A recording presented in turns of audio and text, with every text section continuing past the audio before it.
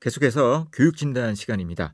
벌써 12월입니다. 네, 이번 주 금요일인 10일에는 수능 성적이 발표됩니다.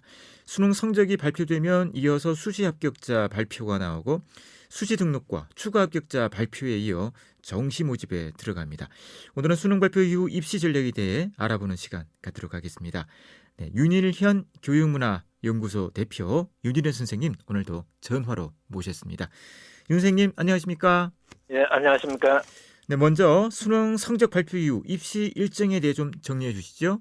예, 말씀하신 대로 이번 주 금요일 12월 10일에 수능 성적이 발표가 되고 나면은 이어서 이제 최저 학력 기준 등을 적용해서 수시 최종 합격자를 발표하게 됩니다. 수시 최종 합격자 발표하면은 등록이 있고 또 추가 합격자 발표를 하고 수시가 종료되면 이제 수험생들은 남은 시간 정시 전략을 세우게 되는데요. 정시 원서 접수 기간은 12월 30일에서 1월 3일까지 3일 이상 접수하도록 되어 있습니다. 네. 그래서 원서 접수는 12월 30일이기 때문에 조금 여유가 있습니다. 그리고 전형 기간은 가하고는 내년 1월 6일에서 13일까지 8일간, 나하고는 1월 14일에서 21일까지, 다하고는 1월 22일에서 29일까지 있습니다. 그리고 합격자 발표는 내년 2월 8일까지 하도록 되어 있고 2월 9일부터 11일까지 등록을 하고 추가 합격자 발표에 이어 그리고 나중에 마지막에는 미등록 충원 마감을 한 후에는 다시 추가 모집이 또 이어지고 이런 순서로 입시가 진행될 것 같습니다. 네. 수능 성적이 발표되고 나면 수시 결과를 기다리면서 정시 전략을 세워야 할 텐데요. 자, 올해 이 정시 모집 상황은 어떻습니까? 예, 올해 정시 모집은 정부 방침에 의해서 지난해보다는 모집 인원이 정시 모집 인원이 4,102명이 증가했고 수시 모집 인원은 지난해보다 5천여 명, 즉 4,996명이 감소를 냈습니다. 특히 전년도 대비 주요 15개 대학의 경우는 홍익대를 제외하고는 정시 모집이 다 증가를 했습니다. 네. 지난해까지 수시 모집 비중이 높았던 이 고려대의 정시 선발 인원이 가장 많이 늘었고 경희대, 성균관대, 한양대 등도 지난해보다 증가를 했습니다. 그래서 2022학년도 주요 15개 대학 정시 누적 인원을 비교해 보면은 2328명을 모집하고 2021학년도에 16,196명보다 4,132명이 늘어나서 사실 주요 대학은 정시가 7.9%포인트 증가했다고 할 수 있습니다. 그리고 올해부터 약학대학 학부제 전환과 함께 이 상위권의 정시 모집 인원이 크게 늘어 이 경쟁률과 합격선 모두 어떤 측면에서는 정시 인원이 늘었으니까 지난해보다는 낮아질 것으로 예상합니다. 네. 정시 지원 전략을 세우는 수험생은 지금 어떻게 준비를 하는 것이 좋을까요? 예, 2022학년도 이후 정시 모집의 비중이 확대되는 상황에서 실제로 수험생들은 제대로 된 정시 전략을 세울 필요가 있는데요. 이 점에 대해서 우선 수험생들은 수능 영역별 반영 비율을 제대로 살펴볼 필요가 있습니다. 2022학년도 주요 대학 정시 모집 수능 영역별 반영 비율을 살펴보면은 대체로 영어의 비중보다는 상대적으로 국어, 수학, 탐구 영역의 반영 비율이 높습니다. 전반적으로는요. 국어 영역은 대부분 대학에서 20에서 30% 내외로 반영을 하는데 인문계열에서는 성균관대, 중앙대 등이 40%로 국어 반영이 높습니다. 성신여대, 경제정보시스템공학과 10%, 숙명여대 수학과는 15% 등 이 국어를 이렇게 낮게 반영하는 대학도 있습니다.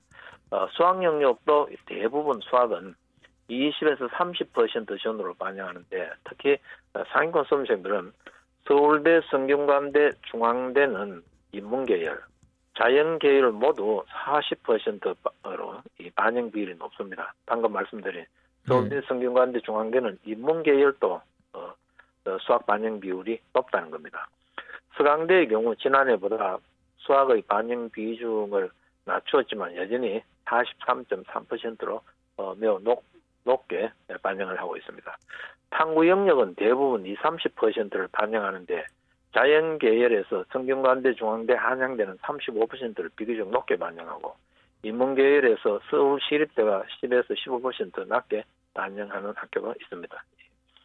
수능 영역별 반영 비율에 따라 총점의 편차가 클 수 있기 때문에 수험생의 득점에 따라 유리한 영역 또는 불리한 영역별로 이 대학의 반영 비율을 고려하여 대학별 환산 점수를 산출해보고 가장 유리한 조합으로 지원을 내야 합니다. 좀 더 쉽게 이야기하면 우리가 수험생들이 수능 시험을 치고 난 뒤에 가채점을 하지 않았습니까? 이 가채점은 원점수인데요. 원점수 상으로 같은 점수라도 100분위에서는 20점, 표준 점수일 때는 또 10점 이상 차이가 나는 경우가 굉장히 많기 때문에 영역별 반영 방법 또 이 조합 이런 것들을 잘 살펴볼 필요가 있습니다. 그래서 지금부터 정시 대비 전략을 세우는 학생들은 대학별이 수능 활용 지표를 살펴볼 필요가 있는데요. 수능 성적은 일단 표준 점수 100분위 등급 이 세 가지 점수 지표를 발표하고 대학에서는 이를 다양하게 활용합니다. 예를 들면 어떤 대학은 영어는 감점만 하는 경우도 있고 어떤 경우는 영어를 점수화해서 반영하기도 하고 여러 가지가 방법이 있습니다. 수능 활용 지표 유형은 크게 표준 점수 100분위, 표준 점수 플러스 100분위, 본 표준 점수 플러스 변환 표준 점수 등급 정도로 구분할 수 있고 또 변환 표준 점수는 탐구 난이도 차이에 따른 유불리를 줄이기 위해 사용되는 이 지표로 대학별로 탐구 100분위에 따라 표준 점수를 별도로 부여하는 방식입니다. 쉽게 이야기하면 변환 표준 점수는 사회 탐구, 과학 탐구의 경우 선택 과목에 따른 유불리를 줄이기 위해서 100분위를 참고해서 이 점수를 조정하는 경우입니다. 유불리를 없애기 위해서. 그래서 일단 지금까지 말씀드린 내용을 종합해보면은 같은 점수대라도 예를 들면 수학을 잘 친 학생은 수학을 많이 반영하는 대학에 가면 유리하고 그리고 국어를 잘 친 학생은 국어를 많이 반영하는 대학에 가는 것이 자신에게 유리하다.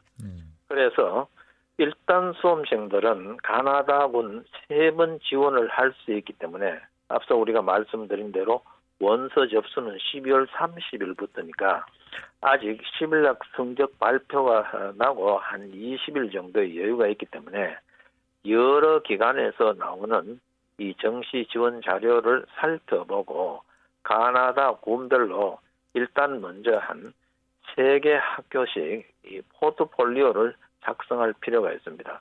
그래서 포트폴리오를 작성한 후에 자기가 조금이라도 유리한 것이 어느 것이냐를 눈여겨보면서 그리고 또 해마다 수험생들의 어떤 지원 추세, 경향 같은 변화가 있을 수 있습니다. 이런 걸 살펴보면서 이제 마지막 원서 접수를 시작할 때 최종 결정할 필요가 있습니다. 수험생들에게 부탁을 하고 싶은 것은 이제 수능 성적이 발표되고 나면은 여러 인터넷 매체에서 인터넷으로 지원을 해보고 합보를 판단해주는 이런 프로그램들이 유료가 많습니다. 그래서 이런 프로그램들은 참고는 할 수 있을지 모르지만 맹목적으로 믿어서는 안 된다는 겁니다. 그리고 우리가 정시에서도 작전 세력이라는 이런 말들이 많이 나오는데 이 온라인으로 가상 지원하는 이쪽에서도 작전 세력 같은 어떤 이런 것들이 있어서 굉장히 어떤 특정 학과에 대해서 왜곡된 정보가 나오도록 어떤 조작도 할 수 있는 이런 일들이 많기 때문에 참고는 하되 너무 믿어서는 안 된다는 것입니다. 그래서 이 정시 지원 전략을 하는 수험생들을 위해서 다시 한번 요약을 하면은 내가 지망하고자 하는 대학이 과목별 반영 비율이 어떤가, 어떤 조합으로 하는가. 특히 영어 같은 경우는 많이 반영하는 대학도 있고 그리고 비교적 상대적으로 적게 반영하는 대학도 있다. 그래서 어느 것이 유리한가. 그리고 표준 점수를 반영하는가, 백분위를 반영하는가, 이 반영 방법과 조합, 과목별 반영 비율을 보고 유리한 대학을 고르자. 그리고 너무 여러 기관에서 나오는 자료들을 보면서 한두 기관에서 말하는 나에게 솔깃한 그쪽만 믿고 지원하는 것도 상당히 문제가 있다. 이렇게 말씀드리고 싶습니다. 네.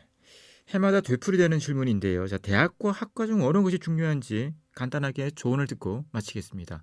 예, 일반적으로 보면은 인문계는 아직도 대학을 중시하는 경향이 있습니다. 흔히 이야기하는 간판이고, 자연계는 이미 오래전부터 학과 중심의 지원이 어느 정도 정착됐다고 볼 수 있습니다. 예를 들면 의예, 치예, 한의예, 수의예, 전자공학 이런 식으로. 그러나 궁극적으로는 인문계 학생에게도 당부를 하고 싶은 것은 그래도 가능한 한 전공 위주로 지원하는 게 바람직하다. 반수를 하거나 혹은 대학에서 적응을 못하는 학생 상당수는 어떤 자기 적성 혹은 취향에 맞지 않는 학과에 갔기 때문에 그런 일이 일어나는 경우가 많습니다. 그러나 학과보다 학교를 중시하는 경우에도 이 점을 살펴보면 좋을 것 같습니다. 요즘은 인문계에서는 특히 복수 전공을 아주 폭넓게 허용하기 때문에 어느 정도 내가 대학에 들어가서도 복수 전공에 수강 신청을 할 수 있고, 또 그걸로 어떻게 내가 원하는 것을 이룰 수 있는지, 이런 것들을 좀 면밀히 살펴보고 지망하면 좋겠습니다. 네. 오늘 말씀 잘 들었습니다. 고맙습니다. 네. 윤일현 교육문화연구소 대표 윤일현 선생님이었습니다.